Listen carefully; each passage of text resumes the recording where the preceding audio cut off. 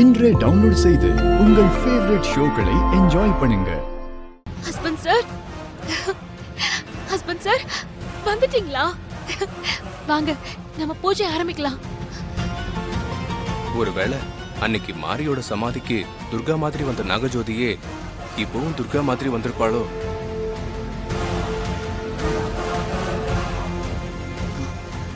என்ன husband sir அங்கேயே நிக்கிறீங்க? என்ன நான் துர்காவா இல்ல நாகஜோதியா அப்படின்னு சந்தேகம் வந்துருச்சா? உங்களுக்கு அந்த சந்தேகமே வேண்டாம் ஹஸ்பண்ட் சார். நான் துர்கா தான். வாங்க ஹஸ்பண்ட் சார், டைம் ஆகுது, பூஜையை ஸ்டார்ட் பண்ணிடலாம். உங்களை பார்க்காம தேவிமா எவ்வளவு அழுதா தெரியுமா? ரொம்ப ஏங்கி போயிட்டா. உங்களை நினைச்சு தேவிமாவுக்கு உடம்பே சரியில்லாம போயிடுச்சு. நீங்க இன்னைக்கு வந்துருவீங்கன்னு நான் தேவிமா கிட்ட சொல்லிருக்கேன். கிளிக்குள்ள இருக்கிற உங்க உயிர் உங்க உடம்புக்குள்ள வந்த உடனே நேரா முதல்ல தேவி அம்மா கிட்ட உங்களை அழைச்சிட்டு போய் அவளை சந்தோஷப்படுத்தலாம். சூர்யா கிளி கைக்கு கிடைச்சதோ அத கொன்னு அதுக்குள்ள இருக்கிற உயிரை எடுத்து மறைச்சு வச்சிருக்கிற என் கணவன் உடலுக்கு உயிர் கொடுத்துடணும்.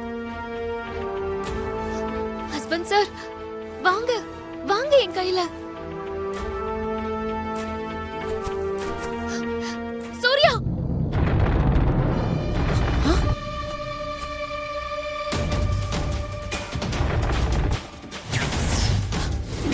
ஐயோ, இவ எப்படி இங்கே வந்தா? இதுல யாரு உண்மையான துர்கா, யாரு நாகஜோதின்னு ஒரே குழப்பமா இருக்கே. ஏய், நீ இச்சாதாரி நாகம் தானே? ஏன் உருவத்துல வந்து என் ஹஸ்பண்ட் சாரை ஏமாத்தி கொல்லலான்னு பாக்குறியா? ஐயோ சூர்யா, சூர்யா இவ சொல்றது நம்பாதீங்க.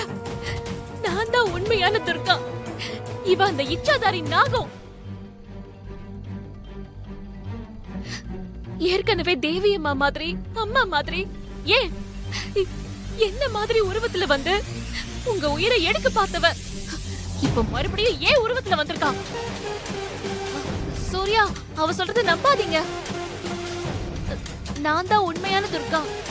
இவதான் இச்சாதாரி நாகம். இல்ல சூர்யா, இவ பொய் சொல்றா.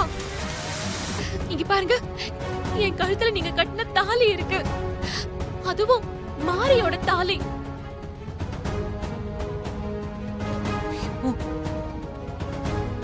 அவ சொல்றது நம்பாதீங்க சூர்யா.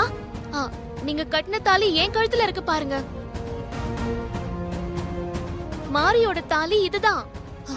அவ காட்டுறதெல்லாம் ஒரு மாயை. சூர்யா, நான் தான் உங்க கையால தாலி கட்டிக்கிட்ட உண்மையான துர்கா. இது மாரியோட தாலி. இல்ல சூர்யா, இதான் மாரியோட தாலி. ஏய், இதாண்டி மாரியோட தாலி. நீதான் உண்மையான துர்கா இல்ல? இத தொட்டு பாருடி அப்போ.